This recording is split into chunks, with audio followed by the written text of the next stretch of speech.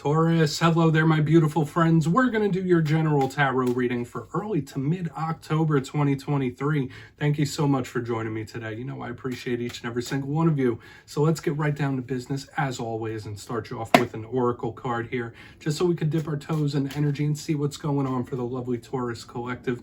I hope you're all doing fabulous and fantastic, my friends. Let's get it going, my guides. Talk to me about the bulls. What do we got for Taurus here, my guides? What's going on? And yes, we're just going to take a real quick look at this first card. Then we'll get into the full reading itself. And at the very end, I'll pull you a bonus card from the Shadowland Tarot, just to see what might be in the shadows or what shadow work you can lean in on, which is always interesting.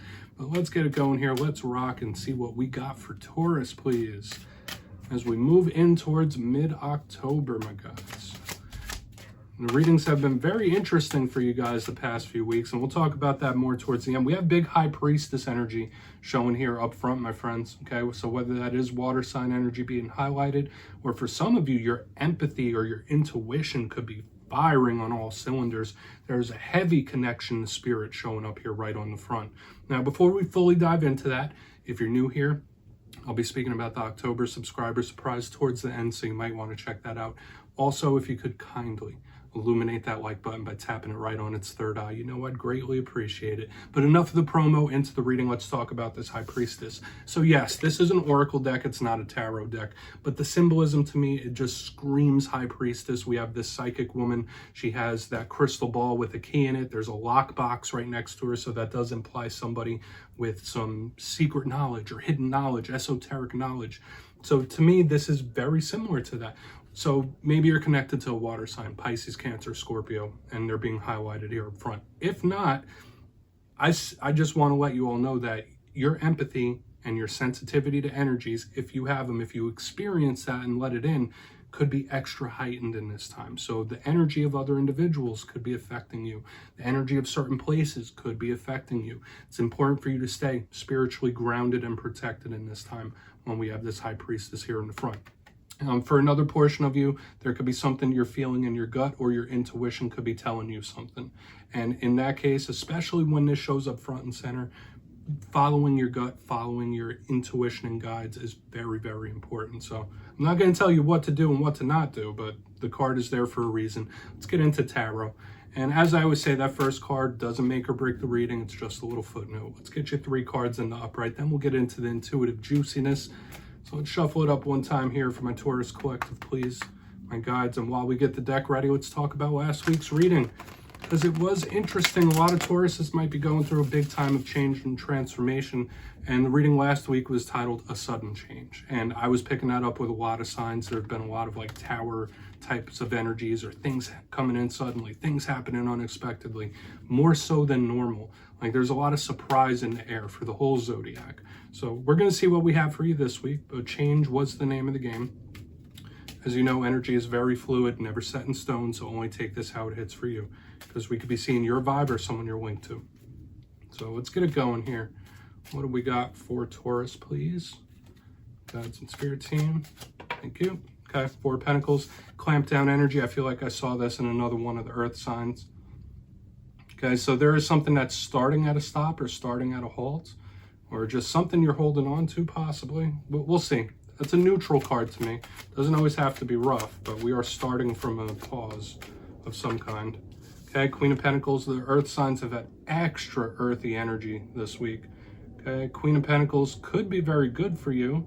Right? I could absolutely see this being a good energy for you. Let's get you one more, and we'll really start to build this out. What we got for Taurus, please? Now the deck is being specific. What do we got? Thank you. Okay. Hey, we got our friend, the King of Cups, aka Kyle of Cups himself without a beard, showing up in the 3rd position. Okay, we like when he comes to pay us a little visit. Once again, I feel like that's a repeating theme I've been seeing with Earth signs this week. So lots of interesting detail and stuff we have going on here, Taurus. So let's go through it. I'll give you some of the classical meanings and archetypes, and we'll get into that juicy intuitive stuff. So at first glance, I look down here, I see the elemental mixture. We have a double down of this earthy energy here, which is good. That's an element you're very comfortable with, Taurus. So these are energies of work, finances, what you do for a living, your material well-being, your family, your assets. Like that's big with the Pentacles. So you might have a big focus on things like that or work tasks. And on the back end, we got the King of Cups, the water. And I always say when we mix water and earth, that is a recipe for potential. That's a recipe for blessings and abundance. So that could be very good. I don't want to get too over the top just yet because we're starting with a closed off energy that moves into a more open space. But let's go through one by one. Position number one, we have the Four of Pentacles. Now, this card does get a bit of a bad reputation for some reason. Now, there are challenges linked to this card, but there's a lot of positives. So once again, this is not a moving card. It's stopped, it's at a halt, it's at a pause for one reason or another. And notice this person holding on to that pentacle, they're clamped down, they're not letting go of it. So in its worst case scenario, this card to me could represent somebody that is like possibly holding a grudge, possibly someone that is angry or upset and they're holding on to it and they're not letting it go. It could be people with possessive tendencies or jealous tendencies when this card shows up. But this can be very good. It could be someone being very prudent with their money, balancing the books, watching the finances, like not being willy-nilly with finances or even their energy. It's like, all right, well, I'm not going to give my energy to situations and things that don't deserve it. Okay, so there's like a conservation of energy I'm picking up here in the front end. So we'll see what that's about. As I said, it is very neutral on like its whole face. Now moving to the center, we have the Queen of Pentacles. That's a card that could represent you, my friends, or any earth sign if you're connected to one. So Taurus, Virgo, Capricorn. Doesn't have to, doesn't matter male or female, but interestingly, we have a king and a queen here, which could represent partnerships and connections, emotional ties. But the Queen of Pentacles in the positive aspect is absolutely beautiful, very similar to the Empress type of energy to me. Sturdy, abundant, fruitful. This is extremely powerful, divine, feminine energy. It's an energy of creation as well. You often see this when people are about their money, they're about their business. They're bringing in that abundance in a very big way. So that could be very, very powerful here. But as I said, in my simplistic style of reading, the clarifier for this could just tell us something that's coming towards you or an emotion you may be grappling with in this time. Now, moving to the back end, we got our good friend chilling over there with his goblet. We got the King of Cups, Kyle of Cups himself without a beard. And this is a beautiful energy normally, all right? So just like every card, there's positives and negatives here. I mean, you might just be connected to a water sign, right? So Cancer, Pisces, Scorpio.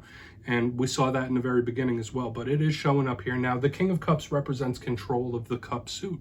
So emotional control. This is a big card of care, love, nurturing. So it does feed into the rest of this energy like somebody or something cares, or you might care for something very deeply in this time. It's a sentimental type of energy and it's extremely loving. However, in the reverse or in the rougher sense, the King of Cups in reverse could be someone that's a little wild, right? Someone who can't control their emotions. Things feel like they're out of whack and it's like a roller coaster, up and down, up and down, up and down.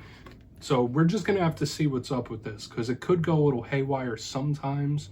But I'm not feeling anything like a red flag as of yet. So we'll just have to see. I want to dive deeper on all the Taurus. Let's jump in and clarify. All right, let's get a good shuffle here for my Taurus friends, please. My guides and spirit team.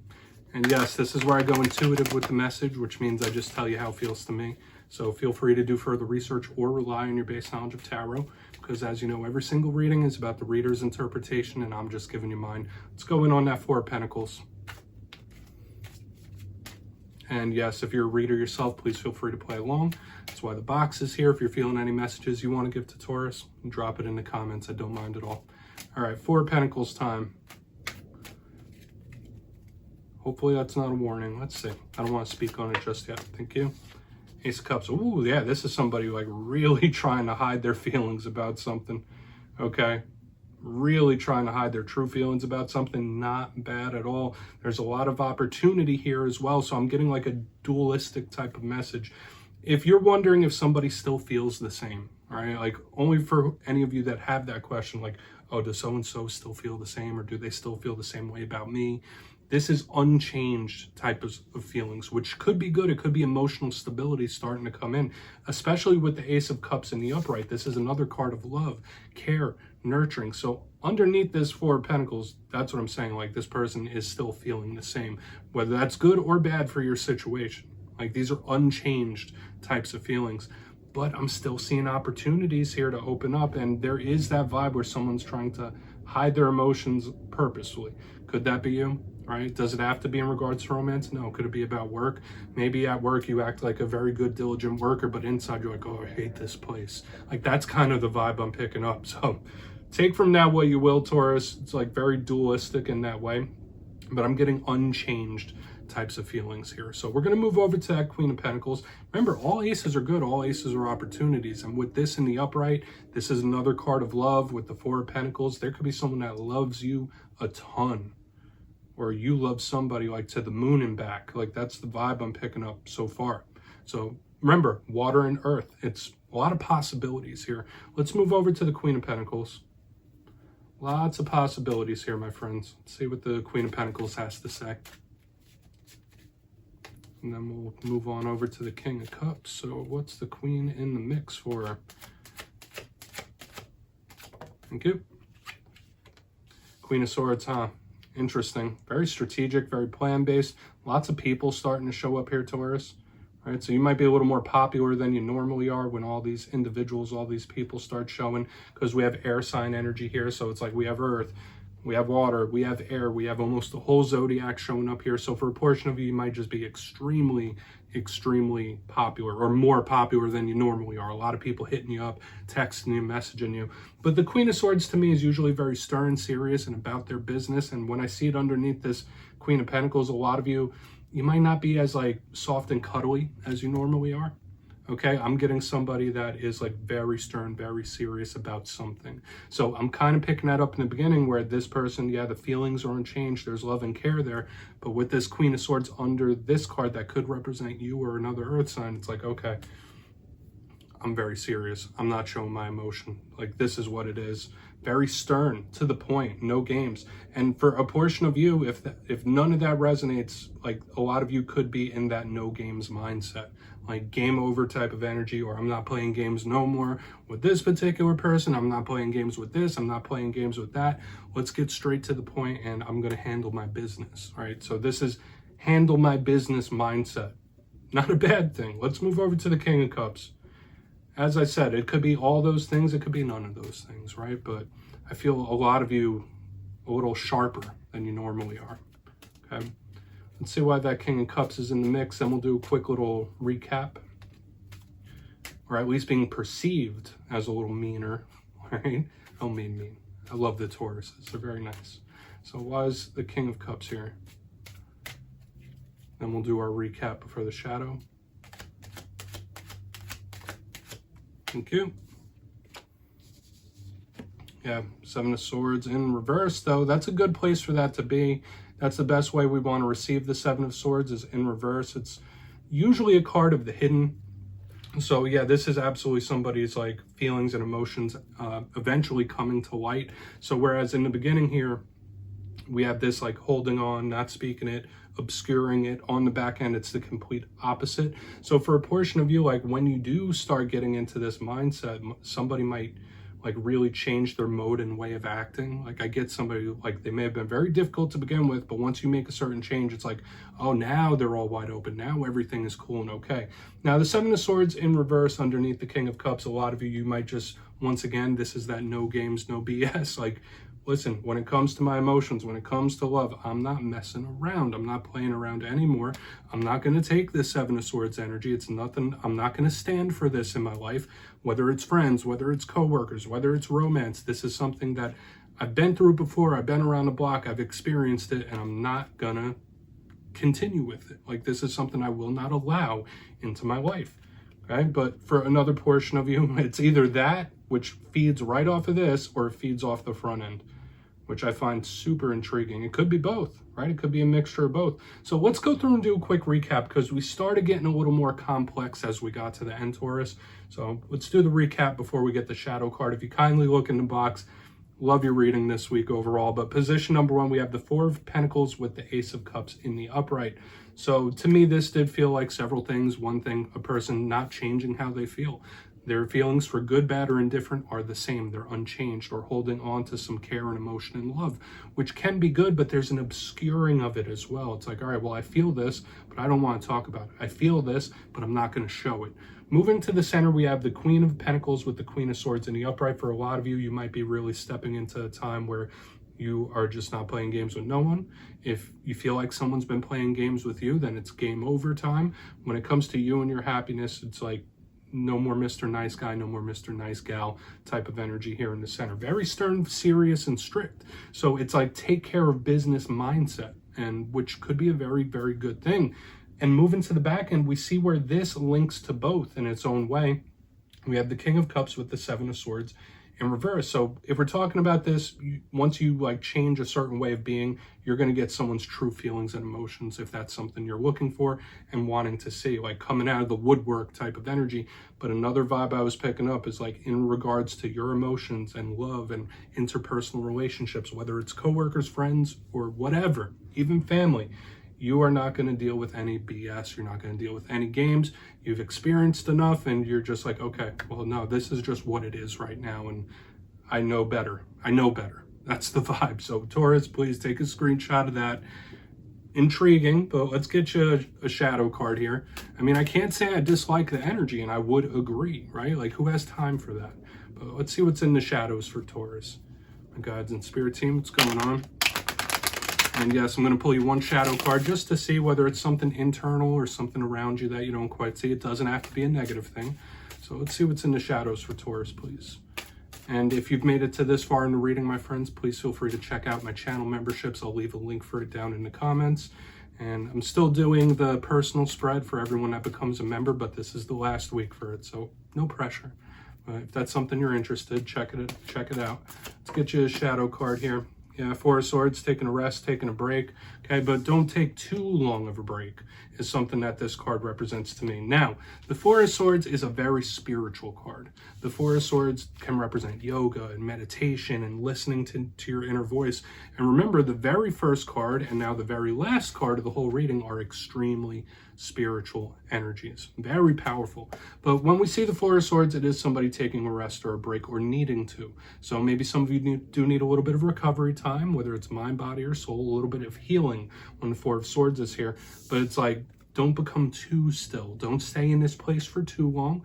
Like, it's good, it's healthy, it's something that you should do, but don't be too still. That's just the vibe. That's what Spirit's trying to say to me right now. So take your time, take your break, but don't extend it too long. Okay, that's just the vibe. So I hope that's all hitting for you, Taurus. Very interesting reading this week. I love it, though.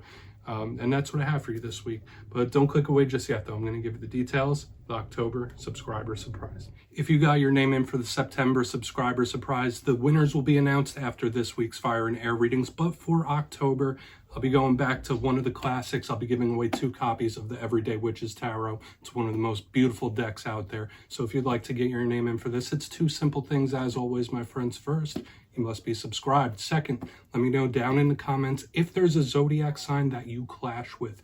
If so, which signs do you kind of bump heads with? You'll be entered to win, and at the end of October, your name will be announced in the community tab, my friends. As always, much love, and I'll see you next time.